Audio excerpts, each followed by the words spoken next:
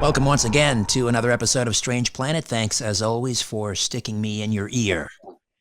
Hard evidence has existed since 1945 for the actual recovery of unidentified flying craft in the United States, according to this new research book, Trinity, the best kept secret, written by two seasoned analysts of the global patterns behind the UFO phenomenon, Italian investigator journalist Paula Harris and French-born information scientist Dr. Jacques Vallée have teamed up to uncover the details of a New Mexico crash in 1945, fully 2 years before the well-known incident at Roswell and the famous sighting by pilot Kenneth Arnold in 1947. Dr. Jacques Vallée has been regarded as a senior scientific investigator of unidentified aerial phenomena. He was the inspiration for the French UFO researcher in Steven Spielberg's Close Encounters of the Third Kind. He's investigated reports of UFOs all over the world and has worked on related U.S. and French government projects. He currently pursues projects to analyze UFO materials in a Silicon Valley lab with several colleagues.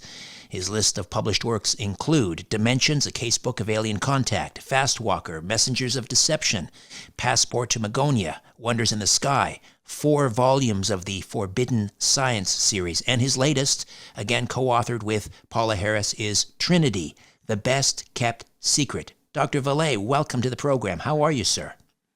I'm very good, thank you. Pleasure to be on your show. It's great to have you. As you point out in the book, virtually every UFO book begins with the sentence that the modern day, UFO phenomenon began June 24th, 1947, when businessman Kenneth Arnold saw UFOs in the sky. And we don't read about this crash in 1945. Why do we only know about Kenneth Arnold, the sighting perhaps at Maury Island, and Roswell, and we don't hear about this particular crash and retrieval?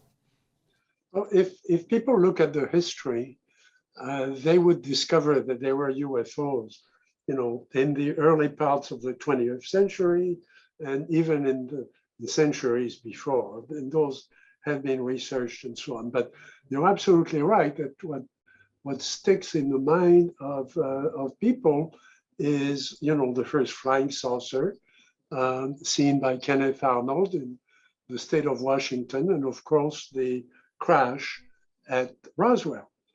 The reason you don't hear about this particular story 2 years before is that there are 2 reasons that are very unusual and interesting. The first one is that the witnesses never spoke.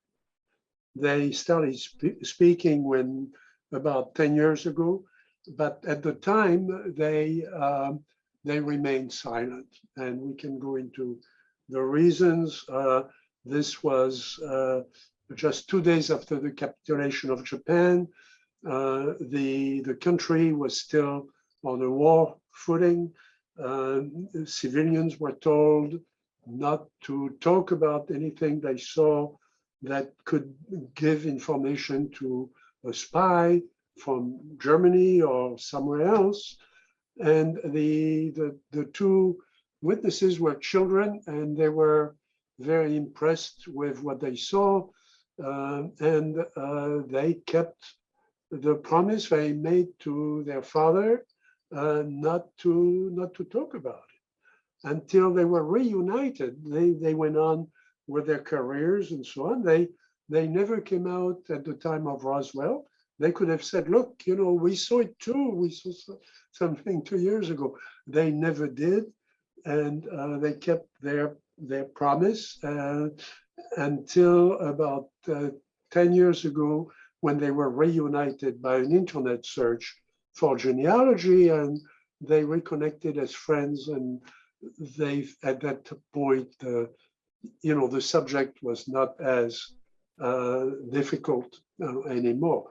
Now, the question is, why don't we know about the case from the files of the Air Force?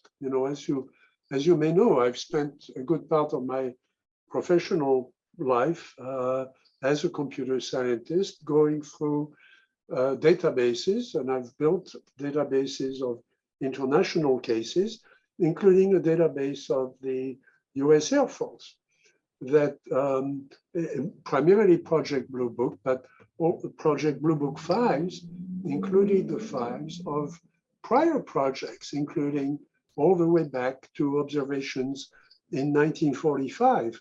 This case is not included. And in my long, maybe too long career, talking to colleagues in this field, including people who had clearances from the Defense Department, nobody I knew was aware of the Trinity case. So you have to look at the details of the case to understand why. In 1945, there was no Air Force. The Air Force was created, brought into existence by President Truman in 1947. There were all kinds of interesting things that happened in 1947. The CIA was created in 1947. 1947 gave us flying saucers. Kenneth Arnold spoke about flying saucers and used the term for the first time. In 1945, there was none of that. And the witnesses didn't really have any reference for what they saw. So the object was recovered by Project Manhattan. The object fell. You can call it a crash. I mean, it hit a big communication tower and then fell to the ground and plowed a boulevard all the way down the hill, about half a mile down the hill, and apparently under power. It didn't break apart like an airplane would have broken apart. It was recovered, and we know how it was recovered in great detail because the witnesses were there, and they followed the recovery over the next 10 days. This was on their land, on a ranch owned by their family. And the object was eventually taken away by people sent by Project Manhattan, which was a US Army project, and probably was taken to Los Alamos and would have been classified later under the atomic secrets. Now, the atomic secrets are not kept under the same categories as the other American secrets, which are, confidential, secret, top secret, SCP, and so on, which are the secrets of the Defense Department and, the Pentagon and so on, that go all the way up to the president and the cabinet. The foreign secrets are kept by the State Department and under a separate category because they have to do with, all the other countries in the world, and they are brought to the attention of the president on specific briefings, specific occasions. And then you have the atomic secrets, which are categorized as R, P, and Q secrets that are only available and only directed to people whose classified business involves nuclear material. And we know from interviews that have been done later, especially in the Canadian government, when they were given objects that had been recovered by the American Air Force and Navy, we know that the subject is classified higher than the nuclear secrets. So that's why the answer to your question of why we've never heard of it. So had the crash of this avocado-shaped vehicle, had it not crashed in the vicinity of what is now the White Sands missile range, it may not have fallen under this atomic security classification, and we may have known about it. It just happened because it crashed where it did. It fell under the auspices of the Los Alamos lab, and so that's part of the reason, if I'm understanding correctly, why we don't know about the crash in 1945. But I'd like to maybe give some context, and this is going to require a bit of a history lesson on your part for those not familiar with the first test of a nuclear bomb in July of 1945 in New Mexico, because the timing of the crash and the first test of what was known as the gadget. This is significant. Can you tell me first a little bit about what happened on July 16th, 1945, and we'll sort of connect the dots between that and the crash. Well, as you know, as you may know, I was born in 1939, so I grew up watching the war in France. I mean, I was born and I grew up in occupied France, France occupied by Germany. And when I got to be 4 or 5, you know, was the final battles of the war. And I remember that. I remember the general atmosphere around it. I remember, of course, the tension. I remember the destruction. I remember airplanes falling from the sky. I remember bombs, and I remember all that. So that places me somewhere in the context of what the witnesses are telling us about, you know, the pressures, the intensity that was current at the time of Trinity. What I didn't know was the war in the Pacific. I mean, I knew, you know, about the bombs and how Japan had capitulated, but I didn't know really what happened in that in those years. So I had to relearn that, and there are a number of very, very good books that have been published very recently about that whole era, and that's where, you know, I derived the understanding of what was going on in American culture at the time.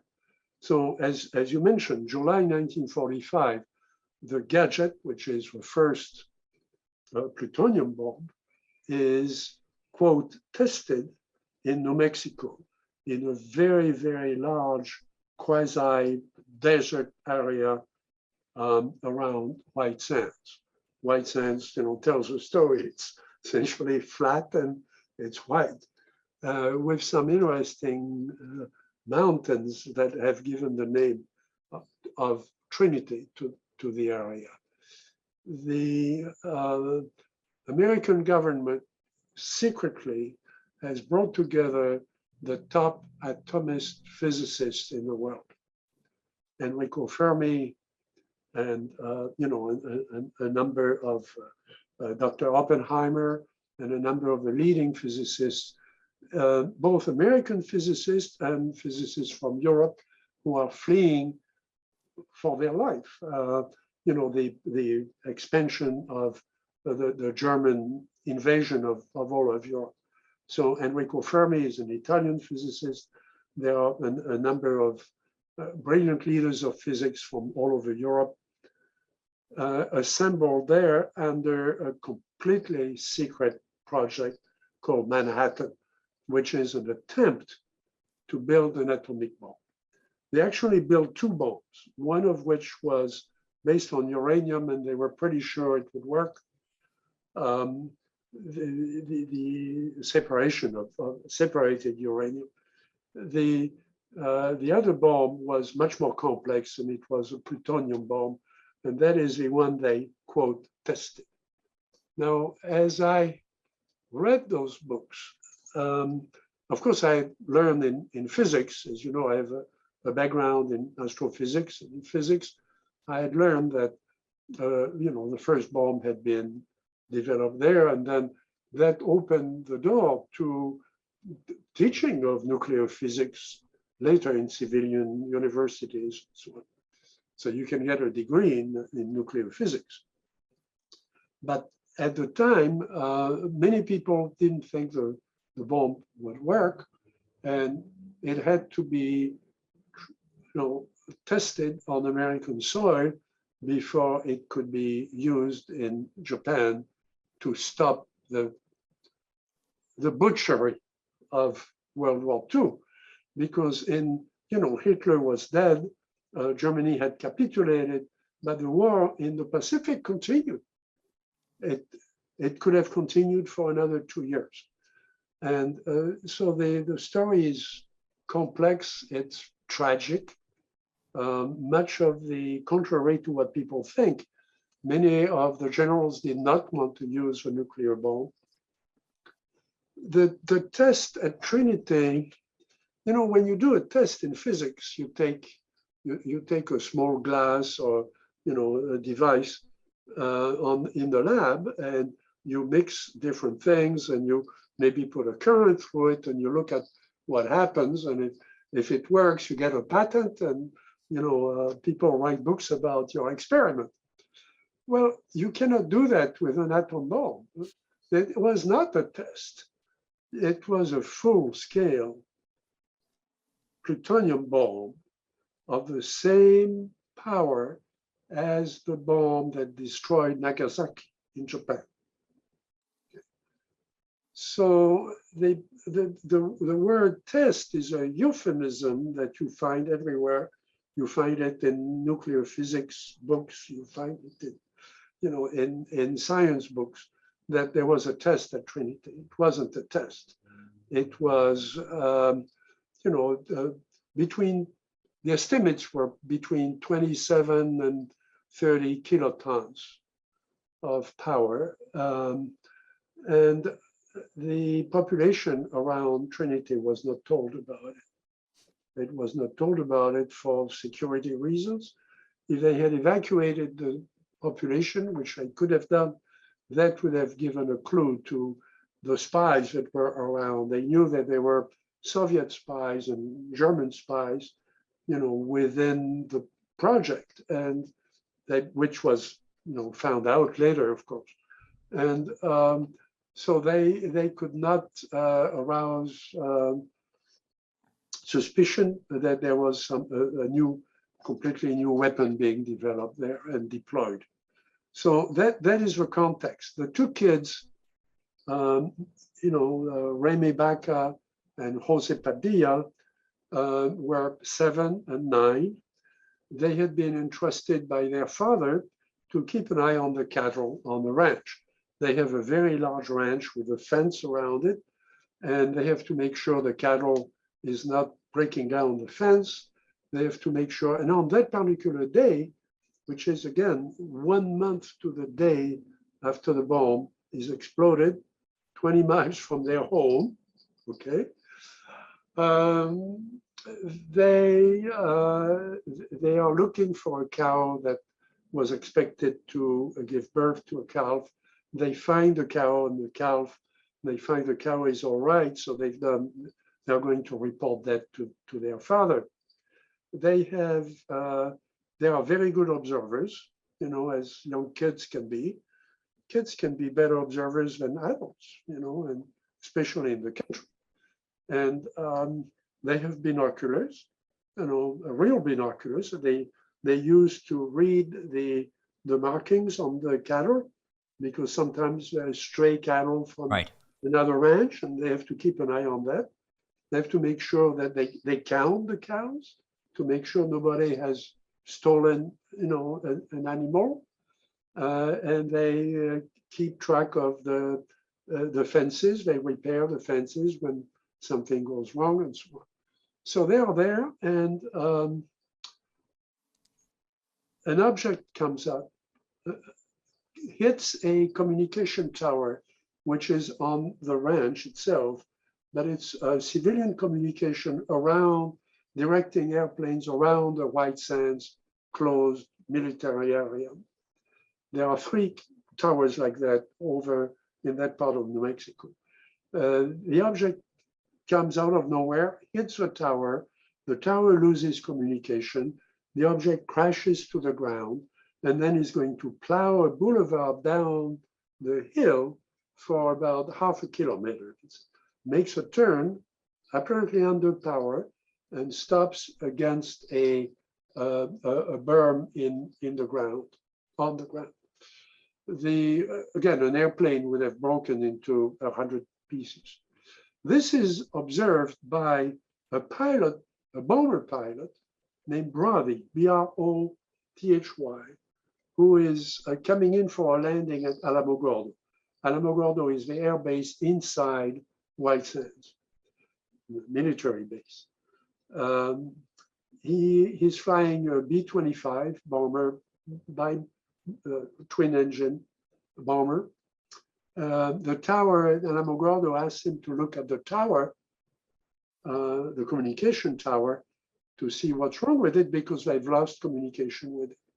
So he circles the tower, reports that it's bent by something, and he sees an oval object in the bushes burning and reports it as burning. The object is not burning. He's wrong on that. The brush around the egg-shaped object is burning. So he sees the smoke. And then he says there are two little Indians close to the site where the object is on horseback. Well, they're not Indian. Mr. Padilla is part Indian through his mother's family, but he was essentially Spanish American. And Remy Baca is Spanish, from a Spanish family, not a Mexican family, but a Spanish family. So, but they speak primarily Spanish and at home, and also English.